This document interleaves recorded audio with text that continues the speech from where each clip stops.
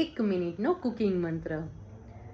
કોઈ પણ શાક આપણે બનાવતા હોય ને ત્યારે આપણે તેલ એડ કરતા હોઈએ છીએ અને ત્યારે એવું લાગે છે કે ના આ તેલ બરાબર છે, પણ શાક બની જાય ને પછી એવું લાગે કે આની અંદર તેલ વધી ગયું છે. કોઈ પણ ગ્રેવીવાળું શાક હોય અથવા તો કોરું શાક હોય. કોરું શાક હોય તો બહુ વાંધો નથી આવતો કે તેલ એના ઉપર સરસ રીતે મિક્સ થઈ જતું હોય છે, પણ જ્યારે ગ્રેવીવાળું શાક હોય ને ત્યારે એવું થાય કે તેલ જે છે એની અંદરથી રેલાથી બહાર નીકળતું હોય છે. તો જ્યારે શાક બની જાય અને એમાં તેલ વધારે દેખાતું હોય તો શું કરવું જોઈએ? તો ત્યારે શું કરવાનું છે કે ઘરમાં કોઈ પણ ફરસાણ હોય, તમારે ચવાણું કે ચેવડો હોય અથવા તો ગાંઠિયા હોય તો એનો ભૂક્કો કરી લેવાનો છે અને એ ભૂક્કો 2 થી 3 ટેબલ સ્પૂન જેટલું તમારે શાકમાં છાંટી દેવાનું છે.